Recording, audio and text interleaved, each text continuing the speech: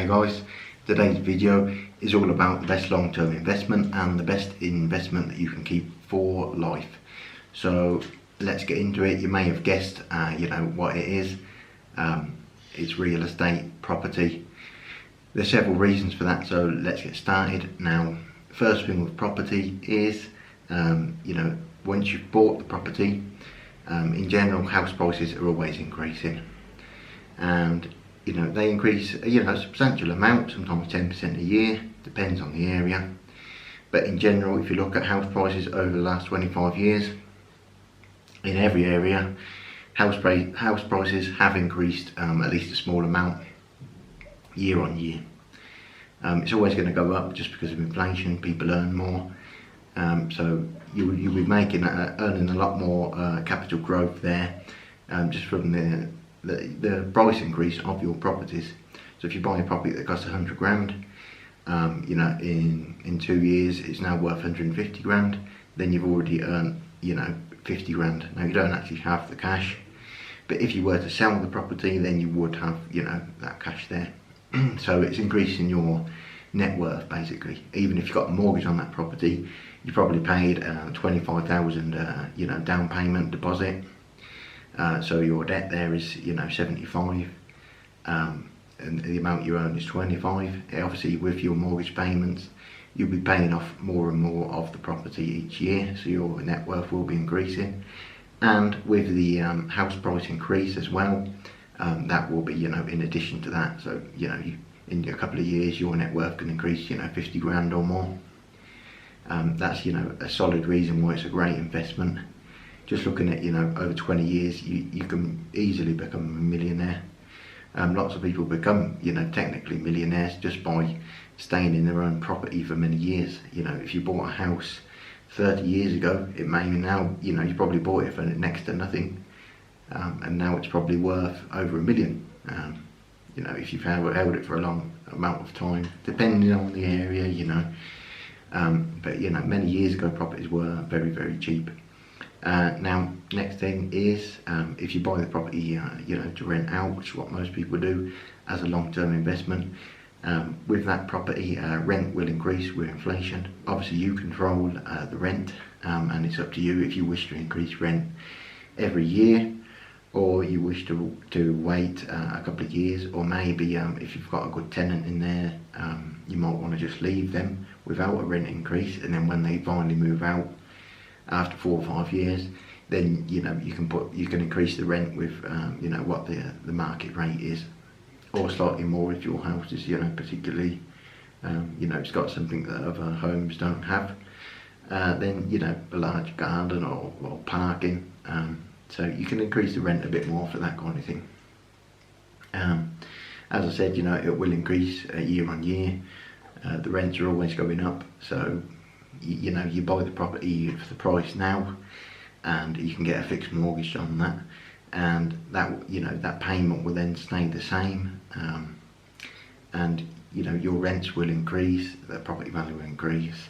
You just stand to make a lot of money, and because once you take out the mortgage, the rent should more than cover the mortgage. It'll probably be 2 or 3, maybe 4 times what the mortgage payment is. And the mortgage payment, if you get a fixed mortgage payment, it will stay pretty much the same, and the rents will increase a lot. You can get 10-year fixed mortgages in the UK. In the United States, I believe you can get 30-year fixed. Not certain on that, but the longest time fixed mortgage you can get, the better, just because your rents will go up, but the payment will stay the same, so you stand to make a lot more money there. Now, another reason is the money you earn through property. There's various ways to pay less taxes basically on that income. Now, if you just buy the property in your own name, the income you earn from that will of course go on top of your wages if you work, and that can push you into the next tax band. So you might be paying 25% tax, and then when you add your income from the property, you may go up to the 40% income tax. But there are ways to avoid that. In the UK, all you need to do is you need to set up a limited company. It's like 15-20 minutes online. You just make a payment, make the name and everything, and that's it. And then you buy the properties in the name of the company, so they're not yours, they're the company's properties. And you can then write off the mortgage against your taxes, so to pay less tax. It's easy to do, it's the best option, especially if you're considering buying more than one property, just because you'll save yourself a fortune long term in tax. You can of course also, any work you do on the property and things like that, anything you buy for it, again against your taxes, you need to speak to an accountant about that. I'm not an accountant, but I know a little bit about it. And all different things like that, it can all go against your taxes, so you're not paying, you're paying as little as possible basically. It's all legal, it's not tax avoidance or anything like that. It's completely legal. There are loopholes that exist exactly for this reason. Up until fairly recently in the UK, you could, if you bought a property in your own name, you could write the taxes off of the mortgage payment. You could write that off against your taxes, but they changed that recently, so now it has to be done through a limited company. Not sure exactly what the reasoning for that is, but it's not really, it doesn't really affect you much. It's very easy to buy it in the company's name.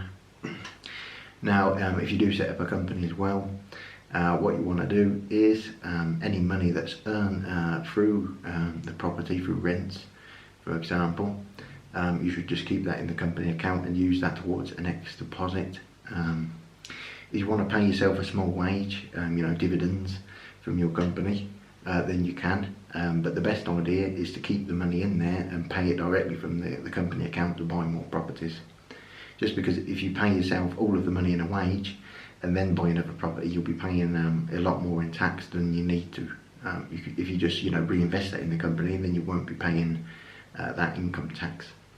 So that's just a couple of tips there. In the United States, if you buy property, you can claim a certain amount against your taxes for devaluation, over the years of the property or something like that.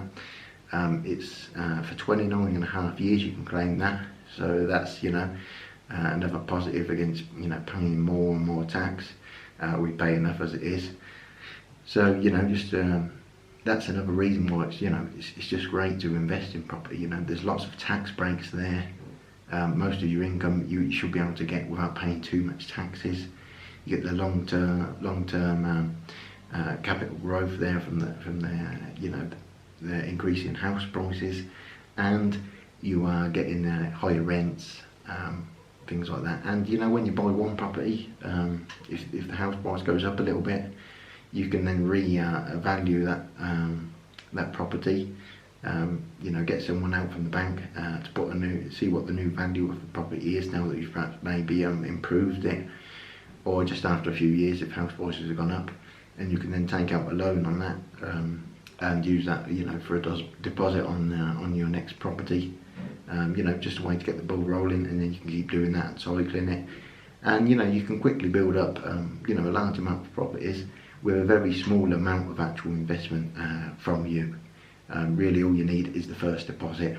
From that you can you can get more money out of each property by refurbishing it, and then getting a further loan out on the increased value of the house. So once you've got the first property you sorted, now your only problem is to find 20 grand or so and you'll be able to start your property investment. So give the video a like, guys. See you in the next one.